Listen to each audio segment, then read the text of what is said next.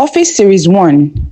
The Ebonyi State Head of Service, Dr. Rita-Mary Okoro, brings to you the untold office activities of permanent secretaries in the state. The Permanent Secretary, Ministry of Finance and Economic Development, overseeing Ministry of Planning, Research, Budget and Monitoring, Williamson Mfon C on the driving seat. Focuses on achievements, prospects and innovation in the service to advance the workforce in Ebonyi State. Watch out as our crew interact with the Permanent Secretary in our office, Abakaliki, Ebonyi State capital. You are welcome to the Mirror TV. We offer you news, local, national and international, on politics, religious and socio-cultural events, project work documentary, live documentary and lot more. Contact us today and do not forget to subscribe to our channel so as to get our updates on daily basis. Can you meet your official? Thank you. My name is Mfon Williamson. I'm the Permanent Secretary, Ministry of Finance and Economic Development, also overseeing the Ministry of Budget, Planning, Research and Monitoring, Ebonyi State. Wow. Whole lot. How is the office and how is the work going? Believe you have been in office for over 1 year. Sure. How is the work going? The work is going very well. Very well. At least it gets better every day. Every year it gets better. This year is better than what it was last year, and it just keeps improving. So far, I think it has improved a lot. What area have you people have moved to, made some achievements? Okay, I think I will be interfacing with the two ministries.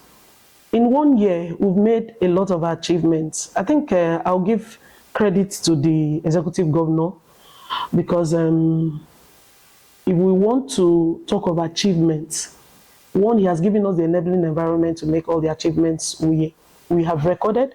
Secondly, he has given the support, and some of these things he did them himself. Now, one of the things that is a plus to me, be to the ministry, is the payment of gratuity in the Ministry of Finance. Before this administration came on board, we had backlog of gratuity, reading in billions. And then when the present administration came, he cleared all. So that alone has upped the achievements of the ministry, by extension, the executive governor. That's one. And he didn't just end there. He said, we don't want this backlog. Embed anybody that retires, embed his gratuity in the salary of every month. So from November last year till date, the state government is not owing anybody gratuity. Immediately you retire, the next month your gratuity is paid off. So those that retired in, say, July, this August, their gratuity will be paid. Those that retired in June, by July, it was paid. So that's another plus to the state government. So it's now a monthly thing. So gone are the days where people retire and then you begin to wait for 5 years, 10 years, it keeps counting, or you're being paid in piecemeal, 10%, 20%, 40%. Now 100% is paid immediately you're retired. Anybody that has not gotten, did not process his retirement benefit. So that's one. And then the prompt payment of salaries. Salaries are monthly, promptly, and it's there. Pensioners also get their payments as the month runs out. So there's nobody being owed, say, old pension and all the rest of it. So I think for the Ministry of Finance, that's major for us. So retirees are very happy. They get their pensions and gratuities on time. Then talking about the budget. Budget has gone from analog to digital. How do I mean? Ebonyi State has joined in the committee of people that use the National Chart of Accounts in preparing her budget. As if that's not enough, we now use the medium-term expenditure framework to prepare our budget. Recently, call circulars came out. We have sent call circulars, and we sent a template, an automated template to people. Just impute this. The process has now been made very easy with digitalizing the system. So with that, people put in their inputs and bring them back to us. So it's been a jolly one. And then the support we've gotten from the Ministry of Budget. We also have what we created here that has improved the system, the templates. We call it the returns template. So it makes it easy for people to know what is Ebonyi State government doing. Talking about transparency, accountability. So it is transparent. You go to the website www.ebonyi-state.gov.ng. You see all the implementations of the budget. So it's no longer a hide and seek game. Everybody sees this is what the budget was. This is what we have achieved. This is the ministry that achieved this, and all the rest is online. We also, as a ministry, budget I mean now, engage with citizens. Tomorrow we are going to be having what we call the citizens engagement. They go to the nooks and crannies with the mandate of the executive governor, talking about the people's charter of need. We understand that the budget is not about the urban alone. The people are in the grassroots. So people have gone in, the CSOs have gone into the grassroots and they've invested projects. You go to this community, we call them CCDs, Community Charter of Demand. Each community will come up with their demand and we take the priority projects there. They will bring it to us and it will be embedded in the budget. The CCD we have, Honorable Commissioner Pamsek, we were able to reach the 13 local governments. Wow. Some of the success stories, they didn't believe it until I showed evidence that Ebonyi State is different. And I also challenged them to come down to Ebonyi State to do study tour and see how we did it. So you see now it is people oriented. So the budget has left just sitting in the office and building something. So people's need, we go to the grassroots, we get these informations, and then we will take it to the ministries where they are supposed to be, and then it comes up in the budget. So generally, it's been a very participatory kind of budget. We invest from citizens, they put in the budget, and at the end of the day, we go back to them, we call citizens again and say, the things you ask us to put in the budget, this is the budget. Have you found it? Is it there? So there is accountability. Government is now accountable. So for me, I think it's a plus. From this, what challenge have you encountered in the process of all these you enumerated? Challenge. Well, I think the challenge is beginning to be surmounted. One was manpower. Because some of these things, it revolves among just few hands in the ministry. But with the new recruitments, I think that will also be surmounted. I think I should also use this opportunity to say maybe they should be oriented. They should give them an orientation program where they should also be taught on time so that they can fit into the programs and projects of the state government. So general manpower has been it, then equipment. This is personal. Working tools, if we can get them. The state government is trying. We have put it in the budget and we are hopeful that if it's sent. So manpower and then the working tools. Generally, I think those are major. Outside that, we have an enabling environment. We have a very supportive boss. The commissioners are, the governor is. So we have very dependable bosses and then we have to work with.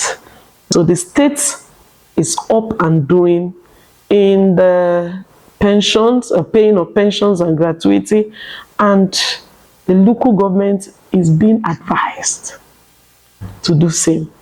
Because at the end of the day, it's one Ebonyi State. So that's the best I can say.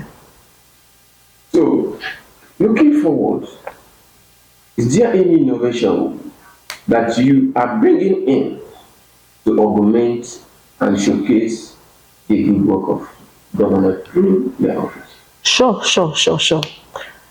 Before now, Ebonyi State, in the last ranking, Ebonyi State came 5th. I think it's part of the things we have done. When we talk about accountability and transparency, the budget is a very pronounced system that assesses government. And we came up to 5th in transparency and the rest of it. So these are some of the innovations we have put on ground. I just told you we sent out call circulars. It has never happened before. We do everything. Bookwork, you type, you send. And this time around we said, no, we can make it easy. You don't need to come to us. Stay where you are. Impute your this thing. Send it online. And we receive it. And we embed. That will make the budget smarter, faster. So you don't need the whole year to prepare budget. I just told my people yesterday, I said, by the end of September, max first week of October, the budget will be ready for ESCO. Because of the smart way we have come up to do some of these things. And then there were also things that we were not doing. Maybe because of time, we've decided to do them like the end. And the governor has bought into it. The medium-term expenditure framework is a 3-year plan. We've also bought into it. We do this plan and ESCO approves, the House of Assembly approves, and we use it. So it will help you. So you don't have a bogus budget. You work the limit of that plan. Remember, it's a 3-year plan. So you work in that limit. So those are some of the things we have brought on board so that it can help us limit some of these things. We've also been able to talk to people. It's not about the size of the budget. It's about implementing the budget. So don't make your budgets too bogus. Make it smart, little, and then so that implementation will be easier. In April, all the accountants were trained on how to use these templates. We did that. The ministry did that. The Ministry of Budget. We called all the accountants and we told them by July, August, we are going to be using this template. This is what we intend to use. We trained all the accountants in the use of the template and they are doing it. We gave them a trial budget and they did and sent back. We made corrections, sent back to them, and they updated. Not just the accountant, we also did that for the planners, the planning, research, and statistics staff. We also called them to acquaint them. And then we did our little best. Job ethics, this is how. So these are the little things we are doing to equip our own so that they can stay. And one of the things we've given them a mindset. What stops you from being the permanent secretary? You can also be the permanent secretary. So you're not supposed to be on one table. We see how we rotate staff. See how this man does this thing. Go to the other table. Learn how this man does it. Tomorrow you could be there and you could be other. So we give this time to time training, and then we encourage, we give people level playing ground. There are some activities that I need to go. I won't go. I send a director.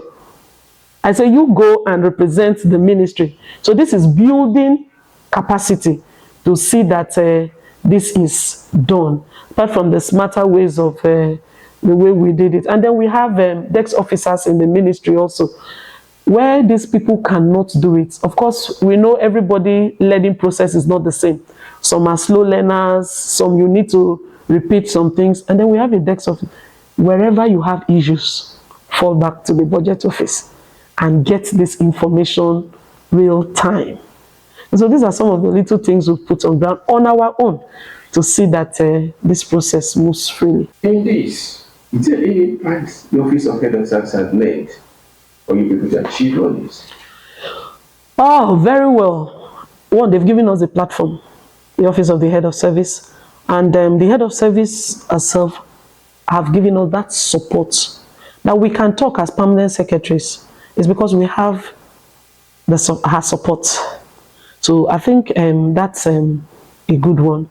And wherever we have challenge, we fall back. She has pursued our welfare.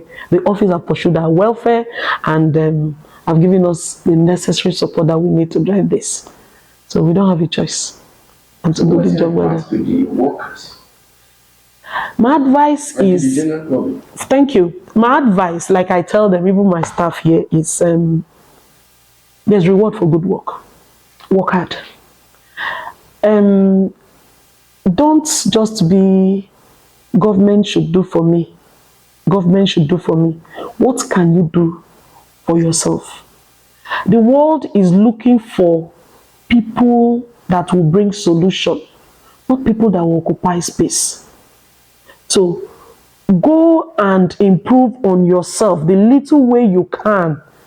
Improve on yourself. Work hard.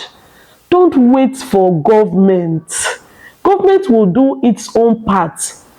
Because somehow, if you are equipped, when it comes to being delegated with a job or the other, you'll be able to do it very well, and then you'll be better for it. So hard work,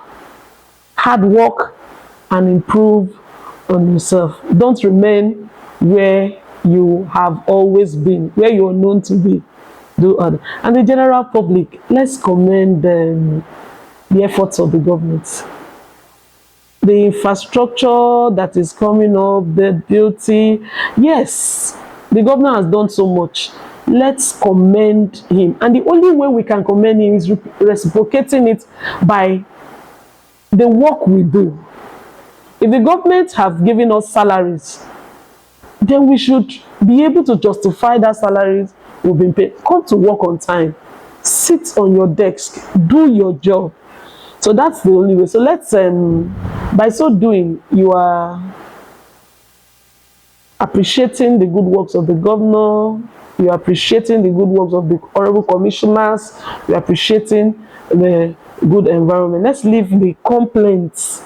Yes, there are challenges, but they are surmountable. That's why they are challenges. So let's not glorify the challenges more than the glory. So that's just my take for them. Thank you. Thanks for watching, and stay tuned for Office of the Permanent Secretary, Ministry of Agriculture. Anita Olise, The Mirror TV. As we keep updating you in news, reportage, and lots more. We upload as a business advert, live documentary, project works, or social cultural events. Please call us on 08165 191946. The Mirror TV, we stand to give you the best.